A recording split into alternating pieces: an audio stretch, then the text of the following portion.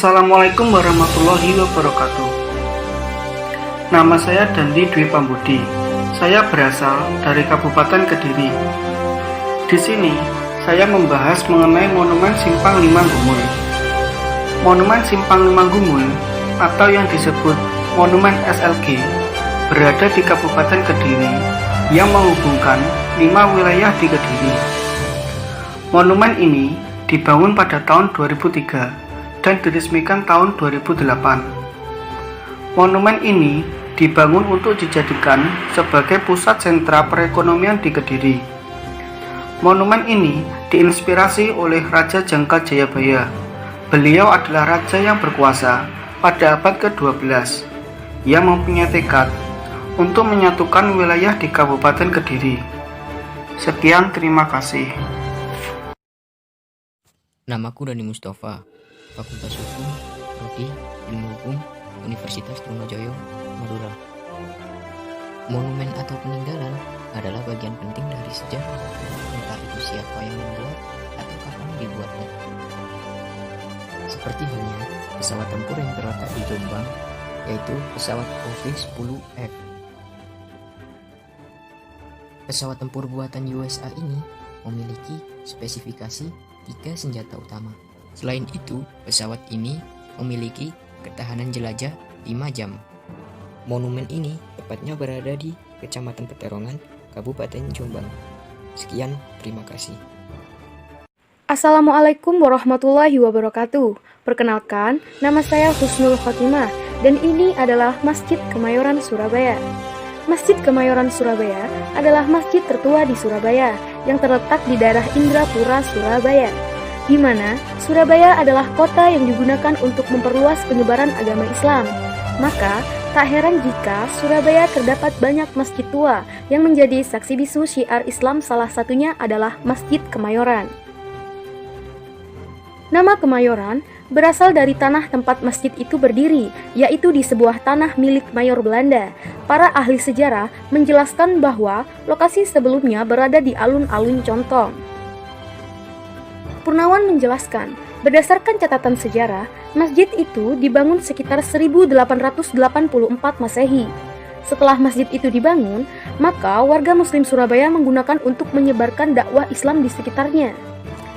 Kini, masjid ini oleh Pemkot Surabaya dijadikan sebagai bangunan cagar budaya.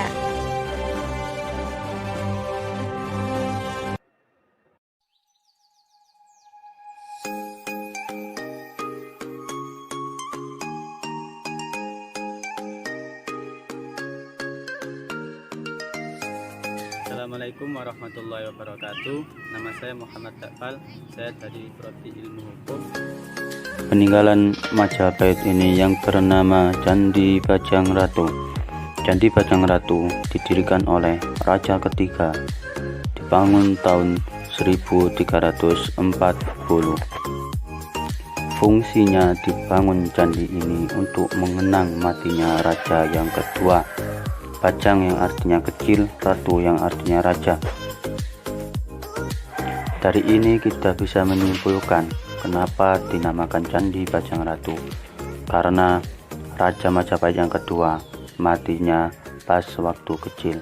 Sekian, terima kasih. Majapahit ya. Yang mendirikan Gapura Bajang Ratu ini adalah Raja Majapahit yang ketiga, yaitu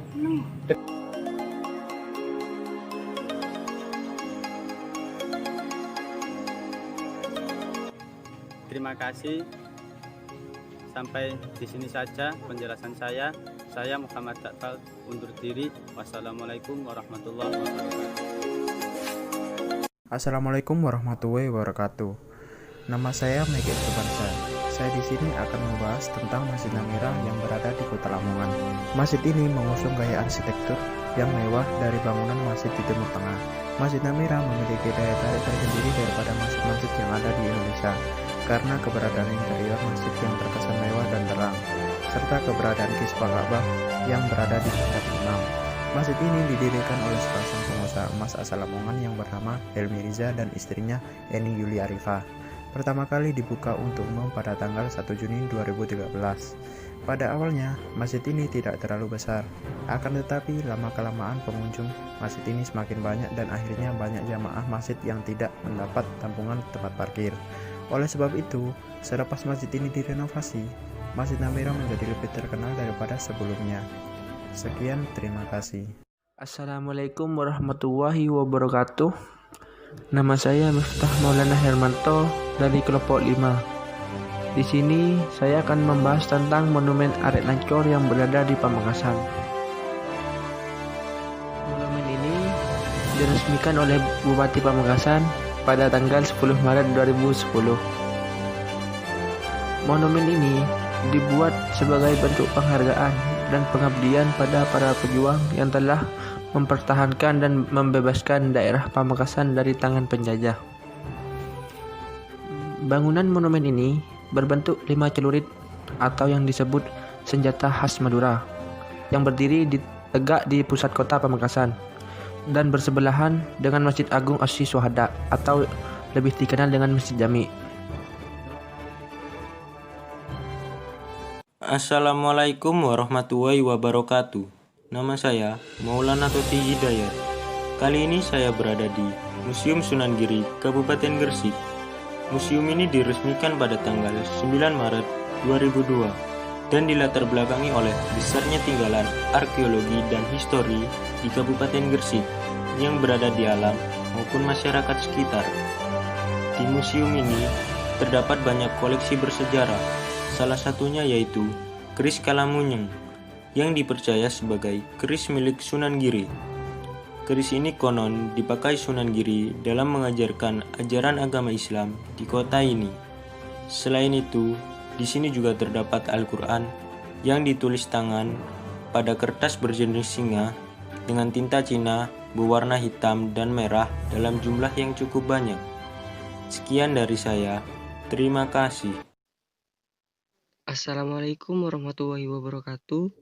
Perkenalkan, saya Ahmad Fikri Nizar dari Kabupaten Sumeneb.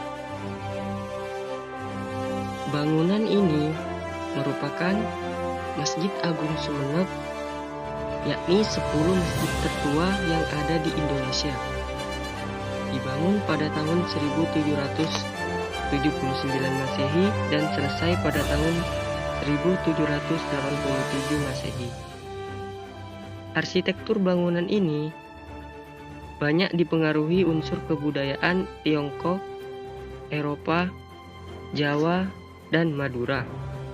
Salah satunya di pintu gerbang pintu masuk utama masjid yang corak arsitekturnya bernuansa Tiongkok. Assalamualaikum warahmatullahi wabarakatuh. Saya Raffi Amar Mubarak. Di sini saya ingin menjelaskan tentang makam Syekh Zainal Abidin.